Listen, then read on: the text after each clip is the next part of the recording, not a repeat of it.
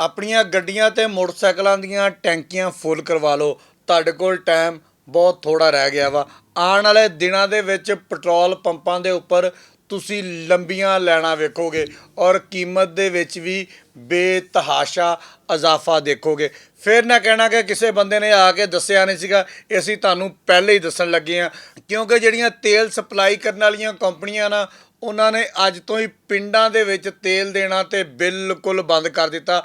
ਪਿੰਡਾਂ ਵਾਲਿਆਂ ਵਾਸਤੇ ਸਭ ਤੋਂ ਭੈੜੀ ਖਬਰ ਆ ਕਿ ਪਿੰਡਾਂ ਦੇ ਵਿੱਚ ਜਿੰਨੇ ਵੀ ਪੈਟਰੋਲ ਪੰਪ ਆ, ਉਹਨਾਂ ਦੇ ਉੱਪਰ ਸਿਰਫ 10% ਯਾਨੀ ਕਿ 90% ਮਾਈਨਸ ਕਰ ਦਿਓ ਤੇ ਸਿਰਫ 10% ਤੇਲ ਤੁਹਾਨੂੰ ਮਿਲੇਗਾ।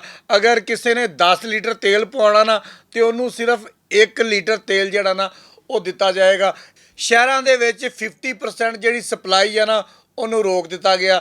ਯਾਨੀ ਕਿ ਸ਼ਹਿਰਾਂ ਦੇ ਵਿੱਚ ਆਉਣ ਵਾਲੇ ਦਿਨਾਂ ਦੇ ਵਿੱਚ ਪੈਟਰੋਲ ਦਾ ਕਾਲ ਪੈ ਜਾਏਗਾ। ਪਿੰਡਾਂ ਦੇ ਵਿੱਚ ਤਾਂ ਪੈਣਾ ਸ਼ੁਰੂ ਹੋ ਗਿਆ।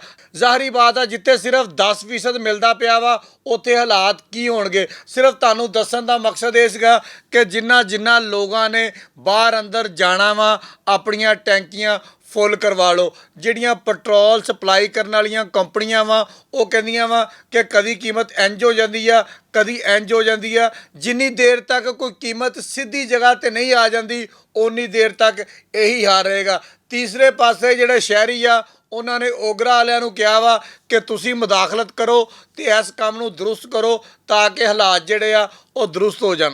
ਜਿਹੜੀਆਂ ਪੈਟਰੋਲ ਵਾਲੀਆਂ ਕੰਪਨੀਆਂ ਵਾ, ਉਹ ਆਪਣੀ ਜਗ੍ਹਾ 'ਤੇ ਸਾਨੂੰ ਸੱਚੀਆਂ ਨਜ਼ਰ ਆਉਂਦੀਆਂ ਵਾ। ਉਹ ਕਹਿੰਦੀਆਂ ਕਿ ਰੋਜ਼ ਦਿਹਾੜੀ ਕਦੀ ਕੀਮਤ ਉੱਤੇ ਹੋ ਜਾਂਦੀ, ਕਿਤੇ ਥੱਲੇ ਹੋ ਜਾਂਦੀ ਆ। ਸਾਨੂੰ ਸਮਝ ਨਹੀਂ ਲੱਗਦੀ ਅਸੀਂ ਕਰਨਾ ਕੀ ਆ, ਕੀ ਨਹੀਂ ਕਰਨਾ। ਹਕੂਮਤ ਨੂੰ ਚਾਹੀਦਾ ਵਾ ਘੱਟ ਤੋਂ ਘੱਟ 1 ਮਹੀਨੇ ਵਾਸਤੇ ਰੇਟ ਜਿਹੜਾ ਵਾ ਉਹ ਮੁਕਰਰ ਕਰੇ, ਤਾਂ ਕਿ ਸਾਨੂੰ ਪਤਾ ਹੋਵੇ ਕਿ ਅਸੀਂ ਪੰਪਾਂ 'ਤੇ ਤੇਲ ਦੇਣਾ ਵਾ ਤੇ ਲੋਕਾਂ ਨੂੰ ਪਤਾ ਹੋਵੇ ਅਸੀਂ ਉੱਥੋਂ ਟੈਂਕੀਆਂ ਭਰਾ ਕੇ ਲੈ ਜਾਣੀਆਂ ਵਾ। ਲੇਕਿਨ ਇਹ ਸਾਰੀ ਸੂਰਤ ਹਾਲ ਦੇ ਵਿੱਚ ਨੁਕਸਾਨ ਜਿਹੜਾ ਵਾ ਉਹ ਆਵਾਮ ਦਾ ਹੋਣਾ ਵਾ। ਜ਼ਰਾਏ ਦਾ ਕਹਿਣਾ ਵਾ ਕਿ ਤੇਲ 500 ਦੇ ਲਾਗੇ ਚਲਾ ਜਾਣਾ ਵਾ।